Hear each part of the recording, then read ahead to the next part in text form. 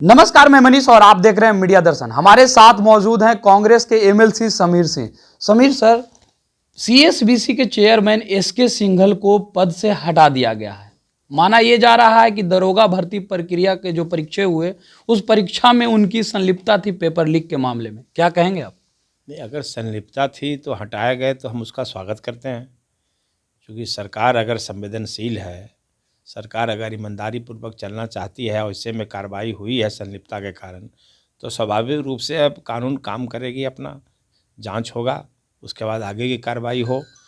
क्योंकि हम चाहते हैं कि इस राज्य में कोई भी भ्रष्ट व्यक्ति बचे नहीं, उसके खिलाफ कार्रवाई हो। इसलिए कोई सिंघल साहब हो या कोई साहब हो, अगर इतना बड़ा जुल्म करे और दरोगा के बहाली में जो संस्था है जिस पर लोगों को, बिहार वासियों को भरोसा है, विश्वास है, वहीं पर धांधली होगी तो स्वाभाविक रूप से नौजवानों का मनोबल गिरेगा।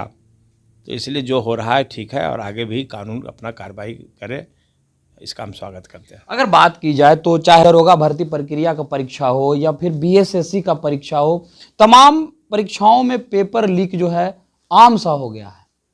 छात्र काफी परेशान है। छात्रों का कहना है कि हम लोग बहुत मेहनत करते हैं लेकिन पेपर लीक हो जाता है, जिससे काफी समस्या का सामना करना पड़ता है। हम लोग का भविष्य जो है वो अधर में अटकता जाता है और सरकार जो है कार्रवाई नहीं करती है। क्या कहेंगे फिर? नहीं, स्वाभाविक है, सरकार को तो कार्रवाई करना है।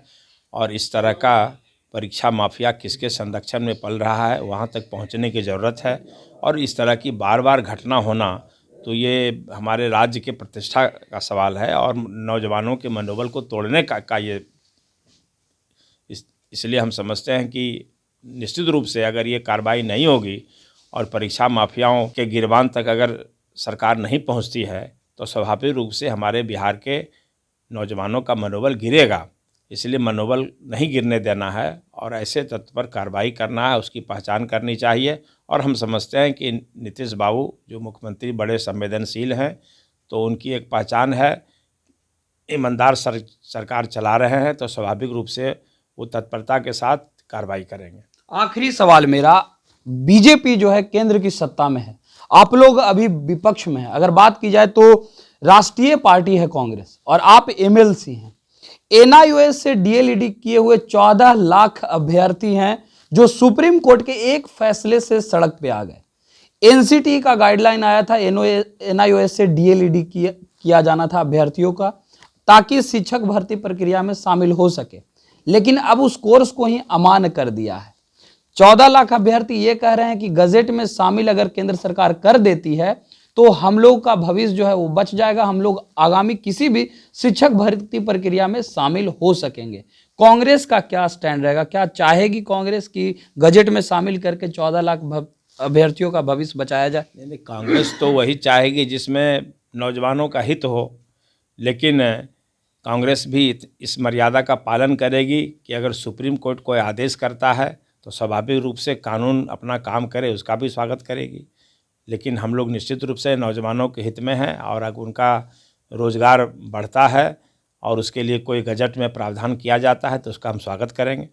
अगर बात की जाए तो लगातार कई अभ्यर्थी जो है यही कह रहे हैं कि कांग्रेस के तमाम नेता अगर चाहें तो हम लोगों को गजट में शामिल किया जा सकता है, क्योंकि विपक्ष में वही है, वही हमारी बातों को उठा सकते हैं। नहीं, कांग्रेस ने तो हमेशा, हमारे राहुल गांधी जो हैं सो बेरोजगारी पर ही तो बात करते हैं दिन रात। लेकिन अब सवाल है कि ये संवेदनशील सरकार अगर नहीं है तो उसमें कांग्रेस क्या कर सकती है? विपक्ष की भूमिका है ध्यान आकृष्ट करना, समस्याओं की तरफ सरकार का ध्यान खींचना। उसमें कांग्रेस पार्टी अगर पीछे है तो हम लोग दोषी हैं। लेकिन हम लोग तो हमेशा नौजवानों के हित में, किसानों के हित में आंदोलन करते रहे हैं। बेरोजगारों को नौकरी देने के लिए तो राहुल गांधी लगातार बयान दे रहे हैं, यात्रा कर रहे हैं। तो इसलिए हम लोग की तरफ से कोई कमजोरी नहीं है। लेकिन सरकार अगर वादा खिलाफी कर रही है तो उसके लिए तो जिम्मेदार भारतीय जनता पार्टी की सरकार है। ये थे हमारे साथ कांग्रेस के एमएलसी समीर सिंह, जिन्होंने सीधे तौर पे कहा कि 14 लाख अभ्यर्थी हों या चाहे देश के जो भी युवा हों, कांग्रेस सभी के लिए सोचती है और युवाओं के लिए के राहुल गांधी सोचते हैं। और अभी जो वर्तमान में राष्ट्रीय अध्यक्ष भी हैं वो भी युवाओं के लेकर के ही सोचते हैं। लेकिन अभी वर्तमान में जो केंद्र की सरकार है वो अगर युवाओं के साथ वादा खिलाफी की है तो ये काफी दुर्भाग्यपूर्ण है। इस तरह के तमाम अपडेट के लिए देखते रहे मीडिया दर्शन। धन्यवाद।